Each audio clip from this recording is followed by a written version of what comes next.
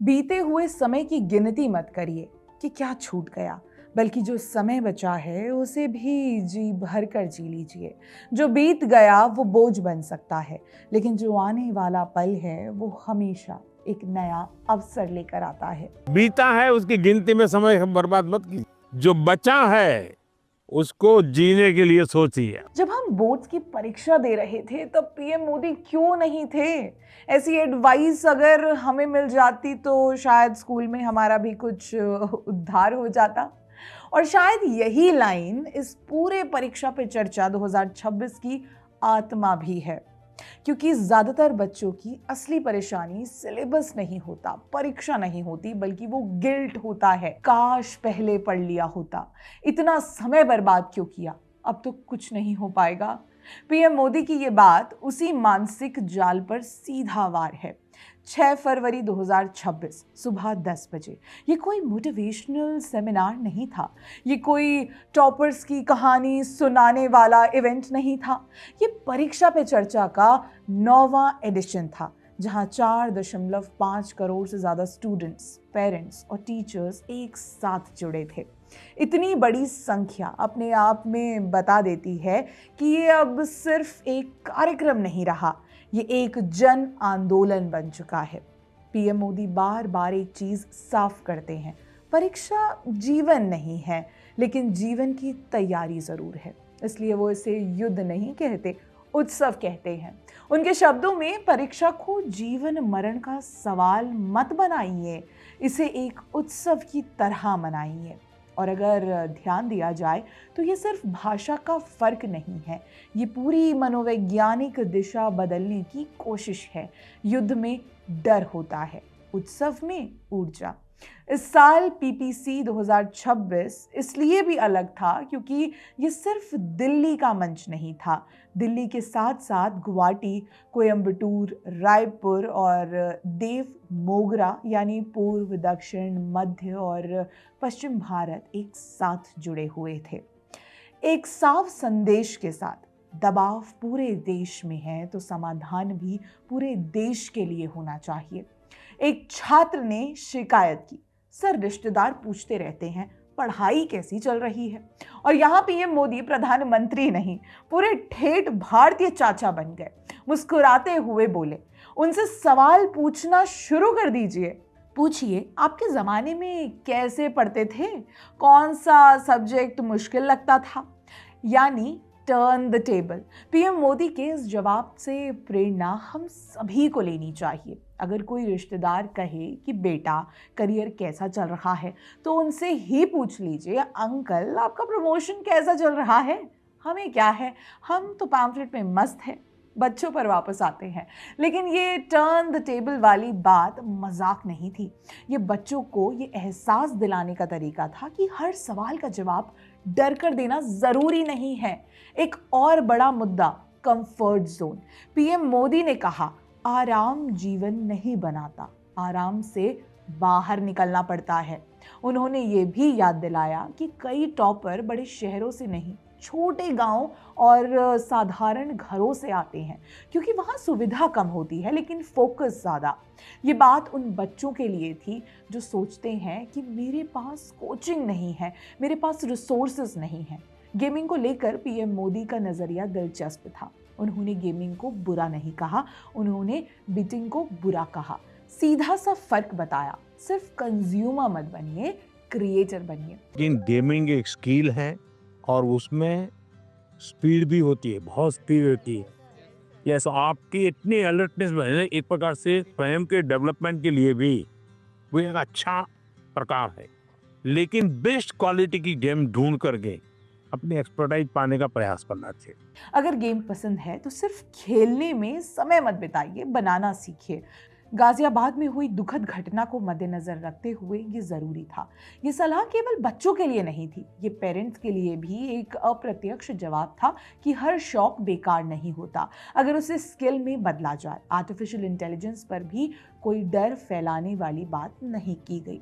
AI को उन्होंने wisdom booster कहा, जीपीएस की तरह रास्ता बताता है लेकिन चलना आपको ही पड़ता है।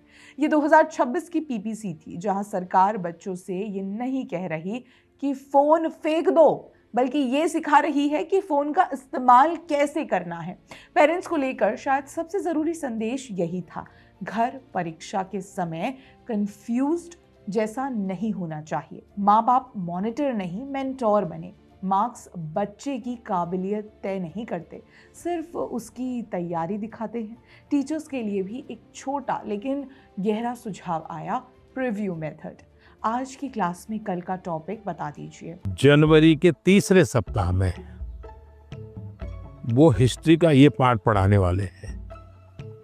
तो जनवरी 1 तारीख को बता दें कि भाई पहले वीक में हिस्ट्री का ये पार्ट पढ़ाऊंगा, दूसरे वीक में हिस्ट्री का ये पार्ट पढ़ाऊंगा, तीसरे वीक में हिस्ट्री का ये पार्ट पढ़ाऊंगा। तो आपको पता है कि आने वाले 3 सप्ताह में ये 3 विषय आने वाले हैं। फिर वो कहेगा ऐसा करो, आप मैं पढ़ाऊं उसके पहले पढ़ना शुरू कर दो, पढ़ करके आओ, किसको पूछ के आओ, हाँ गूगल पे जाके कुछ करना है तो वहां करके आ जाओ, ताकि बच्चा डर के साथ नहीं, जिज्ञासा के साथ क्लास में आए।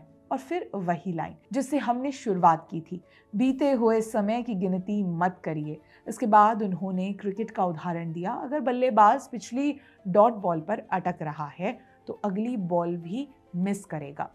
यही बात जिंदगी में भी है, पिछले घंटे का पछतावा आने वाले घंटे की ताकत खा जाता है।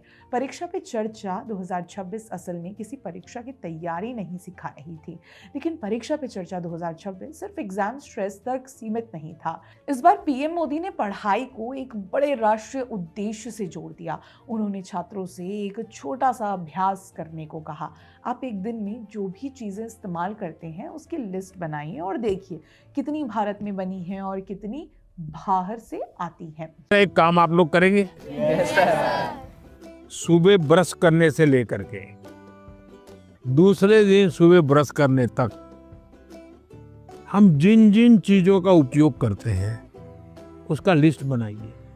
आपको पता भी नहीं होगा, कंघी भी विदेशी होगी, आपको पता ही नहीं होगा, जूते भी विदेशी होंगे, आपको पता नहीं होगा।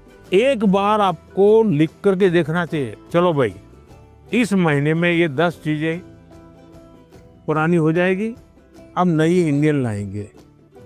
अगले महीने ये 10 पूरी हो जाएगी, इंडियन लाएंगे।